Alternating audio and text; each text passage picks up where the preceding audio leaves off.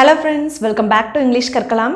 இன்னைக்கு நம்ம வீடியோல சென்டென்ஸ் மேக்கிங் தான் பார்க்க போறோம். நீங்க இன்னும் இங்கிலீஷ் கற்கலாம் சேனலை சப்ஸ்கிரைப் பண்ணாம இருக்கீங்கன்னா சப்ஸ்கிரைப் பண்ணிட்டு பெல் ஐகானை கிளிக் பண்ணுங்க. வீடியோ பிடிச்சிருந்தா ஒரு லைக் பண்ணுங்க. And வாங்க வீடியோக்குள்ள போலாம். Let's see the first example. நான் உங்களுக்காக 3 மணி நேரம் காத்திருந்தேன். நான் உங்களுக்காக 3 மணி நேரம் வெயிட் பண்ணிட்டு இருந்தேன் அப்படின்னு அர்த்தம் இல்லையா? ஸோ இப்போது இந்த சென்டென்ஸை எப்படி இங்கிலீஷில் மேக் பண்ணலாம் அப்படிங்கிறத பார்க்கலாம். எப்போவுமே ஃபஸ்ட்டு நம்ம எதை ஃபைண்ட் அவுட் பண்ணணும்? ஃபஸ்ட் ரூல் என்ன? இந்த சென்டென்ஸ் எந்த டென்ஸில் நடந்திருக்கு அப்படிங்கிறத நம்ம ஃபைண்ட் அவுட் பண்ணலாம். ஓகே, ஸோ இங்கே இருக்கக்கூடியதில் இதுதான் என்னது? வேர்ப் இல்லையா? காத்திருந்தேன், அப்போ வெயிட் பண்ணுனேன் அப்படின்னு இருக்கு இல்லையா? அப்போது இதுதான் என்னது? வேர்ப்.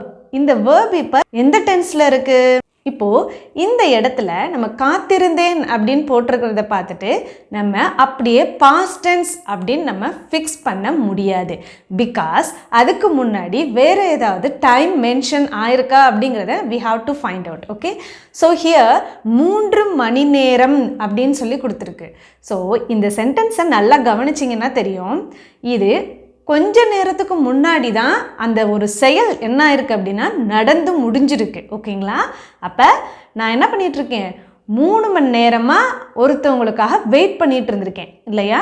அப்போது அந்த ஒரு விஷயம் ஜஸ்ட் இப்போ தான் அது என்ன இருக்குது? முடிஞ்சு போயிருக்கு. ஸோ கொஞ்ச நேரத்துக்கு முன்னாடி முடிஞ்சு போனது அப்படின்னா we have to use present perfect. present perfect அப்படின்னா கொஞ்ச நேரத்துக்கு முன்னாடி முடிஞ்சு போனதை ப்ரெசன்ட் பர்ஃபெக்ட் அப்படின்னு சொல்லுவோம். ஓகே, இப்போ டென்ஸை நம்ம ஃபைண்ட் அவுட் பண்ணிட்டோம் இல்லையா? Then we have to find out subject. ஏன் அப்படின்னா ஒரு இங்கிலீஷில் ஒரு சென்டென்ஸை நம்ம மேக் பண்ணுறதுக்கு ஃபஸ்ட்டு நம்ம எதை கொண்டுட்டு வரணும் அப்படின்னா சப்ஜெக்டை கொண்டுட்டு வரணும். Here which is subject? நான் உங்களுக்காக 3 மணி நேரம் காத்திருந்தேன். அப்போது இந்த செயலை யார் செய்தார்களோ அவர்கள்தான் சப்ஜெக்ட். ஓகே, ஹியர் நான் தான் என்ன செஞ்சுருக்கேன்? காத்துட்டு இருந்திருக்கேன். அப்போது இந்த இடத்துல நான் அப்படிங்கிறது தான் என்னது? சப்ஜெக்ட். நான் அப்படிங்கிறதுக்கு இங்கிலீஷில் ஐ. இப்போது சப்ஜெக்ட் அடுத்து என்ன வரணும்? வேர்ப் வரணும். சப்ஜெக்ட் அடுத்து என்ன வரணும்? வேர்ப் வரணும். ஓகேங்களா? Here which is verb? நான் உங்களுக்காக 3 மணி நேரம் காத்திருந்தேன். காத்திருந்தேன் அப்படிங்கிறத வேர்புன்னு ஆல்ரெடி பார்த்தோம் இல்லையா? Here this is action word. இப்போ காத்திருந்தேன் இருக்கு. இப்போ இதை எப்படி நம்ம ப்ரெசன்ட் பர்ஃபெக்ட் டென்ஸில் எழுதணும் அப்படின்னா ப்ரெசன்ட் பர்ஃபெக்ட் டென்ஸ் பொறுத்த வரைக்கும் ஹாவ் அண்ட் ஹேஸ் இதை ரெண்டையும் நம்ம அந்தந்த சப்ஜெக்டுக்கு அடுத்து யூஸ் பண்ணணும். ஓகே, எதை யூஸ் பண்ணணும்? ஹாவ் அண்ட் ஹேஸ் இதை ரெண்டையும் யூஸ் பண்ணணும். இப்போ ஹாவ் எதுக்கெல்லாம் யூஸ் பண்ணணும் அப்படின்னா ஐ, வி, யூ, தே இது எல்லாத்துக்கும் நம்ம ஹாவ் யூஸ் பண்ணணும். ஓகே, ஹேஸ் எதுக்கெல்லாம் யூஸ் பண்ணணும் அப்படின்னா he, she, it and name வரும் பொழுது சிங்குலர் நவுன் வரும் பொழுதுலாம் we have to use has. Here I வந்திருக்கு இல்லையா? So we have to use have. have தான் யூஸ் பண்ணணும். Okay, have, I have. Okay, இதுக்கடுத்து இந்த மெயின் வேர்ப், மெயின் ஆக்ஷன் என்ன நடந்திருக்கோ அதை நம்ம ஹாவ்க்கு அடுத்து கொண்டுட்டு வரணும். ஓகேவா?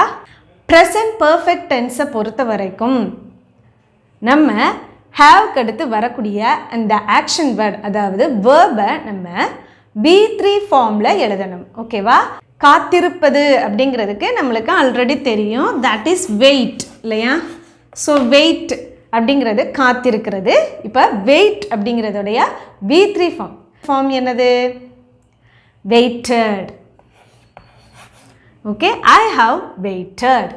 நான் காத்திருந்தேன். இந்த இடத்துல காத்து கொண்டு இருந்தேன் அப்படின்னு இருந்தால் அது டோட்டலாகவே இந்த இடத்துல மாறிடும். ஏன்னா காத்து கொண்டு இருந்தேன் அப்படிங்கிறது கண்டினியூஸ். So no confusion.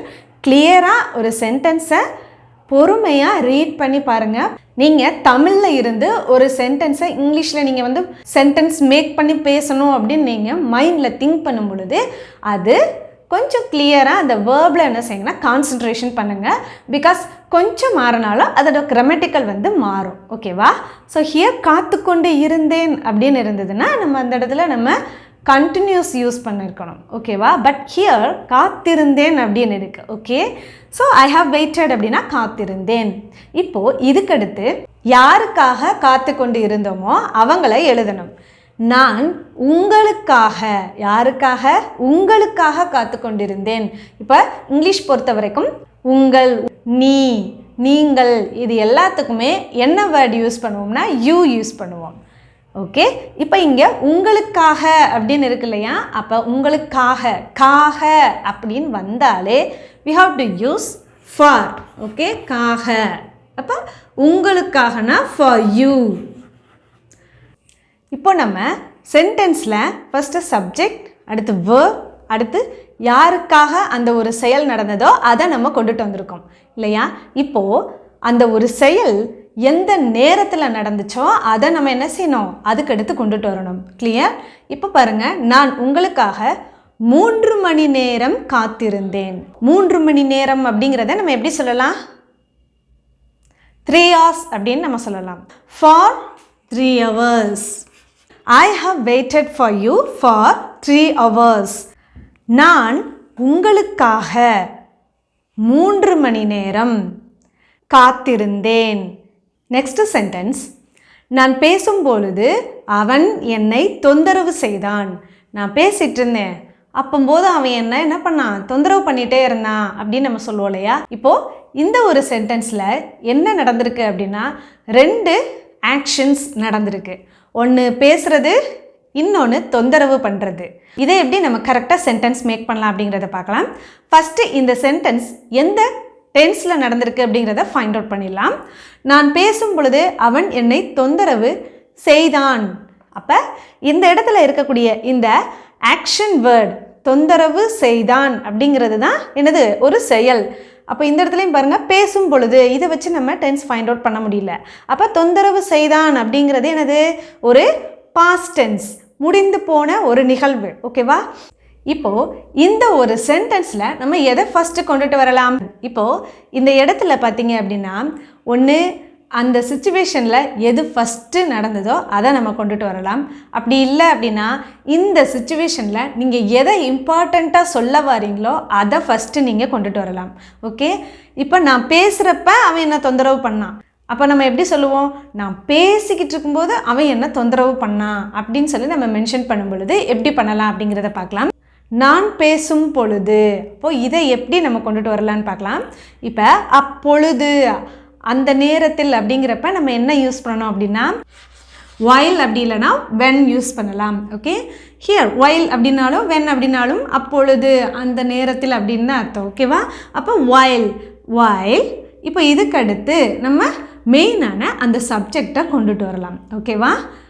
இதில் எது சப்ஜெக்ட், நான் பேசும் பொழுது. அப்போ நான் அப்படிங்கிறதுக்கு இங்கிலீஷில் ஐ. இதுக்கடுத்து என்ன வரணும், வேர்ப் வரணும். இப்போ நான் பேசும்போது, இதுவரை தான் இப்போ நம்ம சென்டென்ஸ் மேக் பண்ணிகிட்ருக்கோம். நான் பேசும் பொழுது, அப்போ பேசுகிறது தான் என்னது, ஆக்ஷன் வேர்ட். இடத்துல பார்த்தீங்கன்னா அந்த இடத்துல நான் பேசிக்கிட்டு இருக்கேன், கண்டினியூஸாக அந்த ஒரு விஷயம் என்ன செஞ்சிட்ருக்கு, நடந்துட்டுருக்கு. அப்போ தான் அவன் என்ன செய்கிறான், தொந்தரவு பண்ணுறான், டிஸ்டர்ப் பண்ணுறான் இல்லையா. அப்போ இது ஒரு கண்டினியூஸ், அதுவும் பாஸ்ட்டில் நடக்கக்கூடிய ஒரு கண்டினியூஸ். இப்போ பாஸ்ட் கண்டினியூஸ்னால் நம்ம சப்ஜெக்ட்டுக்கு அடுத்து பி வேர்பை கண்டிப்பாக யூஸ் பண்ணணும் இல்லையா. பி வேர்ப்ஸ்லாம் எது பாஸ்ட் டென்ஸில் பி வேர்ப்ஸ்லாம் வாஸ் அண்ட் வேர். வாஸ் எதுக்கெல்லாம் யூஸ் பண்ணலாம் அப்படின்னா ஐ, he, she, it and singular. வேர் வந்து you, we, they and plural nounsக்கு நம்ம வேர் யூஸ் பண்ணணும். ஓகே, இப்போ ஐ வந்திருக்கு, அப்போ நம்ம எதை யூஸ் பண்ணலாம், was. I was. அதுக்கப்புறம் மெயினான அந்த வேர்பை நம்ம கொண்டுட்டு வரலாம். ஓகே, பேசுகிறதுக்கு இங்கிலீஷில் டாக். ஓகே, பேசுகிறதுக்கு இங்கிலீஷில் என்னது, டாக். இந்த இடத்துல நம்ம கண்டினியூஸாக போடணும் இல்லையா. அப்போது கண்டினியூஸ்னாலே அந்த வேர்போட நம்ம இப்போ என்ன பண்ணணும், ஐஎன்ஜி சேர்க்கணும். அப்போ when I was talking, நான் பேசிக்கொண்டிருக்கும் பொழுது, நான் பேசும் பொழுது. ஓகே, இப்போ இந்த இடத்துல அடுத்த ஒரு சென்டென்ஸ் இருக்கு இல்லையா, அடுத்த நிகழ்வு கொண்டுட்டு வந்துடலாம். அவன் என்னை தொந்தரவு செய்தான். இது நார்மலான ஒரு சென்டென்ஸ் மாதிரியே இருக்கு இல்லையா? அவன் என்ன தொந்தரவு பண்ணான், அதை அப்படியே நம்ம என்ன செஞ்சிடலாம், இப்போ இங்கிலீஷில் சென்டென்ஸ் மேக் பண்ணிடலாம். இப்போ இந்த இடத்துல இருக்கக்கூடிய சப்ஜெக்ட் எது? அவன். அவன் அப்படிங்கிறதுக்கு இங்கிலீஷில் ஹீ. அவன் அப்படிங்கிறதுக்கு இங்கிலீஷில் ஹீ. இதுக்கு அடுத்து என்ன வரணும்? verb வரணும், ஆக்ஷன் வேர்ட். ஓகே, இப்போ இந்த இடத்துல அவன் என்னை தொந்தரவு செய்தான். அப்போ தொந்தரவு செய்தான் அப்படிங்கிறது தான் என்னது? Action word. இப்போ தொந்தரவுக்கு இங்கிலீஷில் என்னது? டிஸ்டர்ப். டிஸ்டர்ப் உடைய பாஸ்ட் ஃபார்ம் எழுதணும். ஏன்? தொந்தரவு செய்தான் அப்படின்னு இருக்கு இல்லையா? அப்போ டிஸ்டர்போட பாஸ்ட் டென்ஸ் என்ன? டிஸ்டர்ப்ட். he disturbed. அவன் என்னை தொந்தரவு செய்தான். இப்போது நம்ம சப்ஜெக்டை கொண்டு வந்தாச்சு, வேர்பு கொண்டுட்டு வந்தாச்சு. அடுத்து மூணாவதாக என்னது? ஆப்ஜெக்டை கொண்டுட்டு வரணும். யாரை தொந்தரவு செஞ்சாங்க, யாருக்கு அது நடந்துச்சோ அதை தான் மூணாவதாக நம்ம கொண்டுட்டு வரணும். ஓகேவா? ஃபஸ்ட்டு செய்பவர், அடுத்து செயல், என்ன செயல் நடந்தது, அடுத்தது யாருக்கு அந்த நிகழ்வு நடந்ததோ அதை நம்ம கொண்டுட்டு வரணும். ஓகே, என்னை அப்படிங்கிறதுக்கு என்ன யூஸ் பண்ணணும் அப்படின்னா மீ. மீனா என்னது? என்னை. அவ்வளோதான். நான் பேசும் பொழுது அவன் என்னை தொந்தரவு செய்தான். While I was talking, he disturbed me. Next sentence, ஆசிரியர் வரும் பொழுது நாங்கள் பேசிக்கொண்டு இருந்தோம். இப்போது இந்த சென்டென்ஸ் வந்து எந்த டென்ஸில் நடந்தது, எந்த காலத்தில் நடந்தது அப்படிங்கிறத ஃபைண்ட் அவுட் பண்ணிடலாம். ஓகே, ஆசிரியர் வரும் பொழுது நாங்கள் பேசிக்கொண்டு இருந்தோம். அப்போ பேசிக்கொண்டு இருந்தோம் அப்படிங்கிறது தான் ஒரு மெயின் ஆக்ஷன் வேர்டிங்க இல்லையா? அப்போ பேசிக்கொண்டு இருந்தோம் முடிஞ்சு போச்சு இல்லையா? எப்போவோ நான் அந்த நிகழ்வு நடந்துக்கிட்டு இருந்திருக்கு. அப்போ இதிலிருந்தே இது வந்து பாஸ்ட் டென்ஸ் அப்படிங்கிறது தெரிஞ்சிடுச்சு. அண்ட் இன்னொரு விஷயம் என்னென்னா, நாங்கள் பேசிக்கொண்டு இருந்தோம்னு இருக்குது, நாங்கள் பேசினோம் அப்படின்னு இல்லை இல்லையா? அப்போ பேசிக்கொண்டு இருந்தோம் அப்படின்னா என்ன அர்த்தம்? அந்த ஒரு விஷயம் பாஸ்ட்டில் கண்டினியூஸாக என்ன இருக்குது, நடந்துக்கிட்டு இருந்திருக்கு. அப்போ this is past continuous. Okay, இப்போ இந்த இடத்துல இன்னொரு நிகழ்வு என்ன இருக்குது? ஆசிரியர் வரும் பொழுது, அந்த டீச்சர் வரும்போது என்ன செஞ்சிட்டு இருந்தோமா, நாங்கள் பேசிகிட்டு இருந்தோம் அப்படின்னு இருக்குது. ஸோ ஹியர் டூ சிச்சுவேஷன் நடந்திருக்கு. இப்போ இதில் நம்ம எது வந்து மெயினாக நடந்தது அப்படிங்கிறத ஃபஸ்ட்டு கொண்டுட்டு வந்துடலாம். நாங்கள் பேசிக்கொண்டு இருந்தோம் அப்படிங்கிறத ஃபஸ்ட்டு நம்ம கொண்டுட்டு வந்துடலாம். நாங்கள் அப்படிங்கிறது எனது சப்ஜெக்ட் இந்த இடத்துல, அதாவது இந்த செயலை யார் செய்கிறாரோ அவர் தான் எனது சப்ஜெக்ட். ஹியர் நாங்கள். நாங்களுக்கு இங்கிலீஷில் என்ன வரும்? வி. இப்போ நாங்கள் என்ன பண்ணிட்டு இருந்தோம்? பேசிக்கொண்டு இருந்தோம். இப்போ பாஸ்ட் கண்டினியூஸில் நம்ம என்னென்ன வேர்ப் யூஸ் பண்ணணும்னு பார்த்தோம்? பி வேர்ப்லாம் வாஸ் அண்ட் வேர் யூஸ் பண்ணலான்னு பார்த்தோம் இல்லையா? ஸோ ப்ளூரல் ஃபார்முக்கு நம்ம என்ன யூஸ் பண்ணணும்? வேர் யூஸ் பண்ணணும்.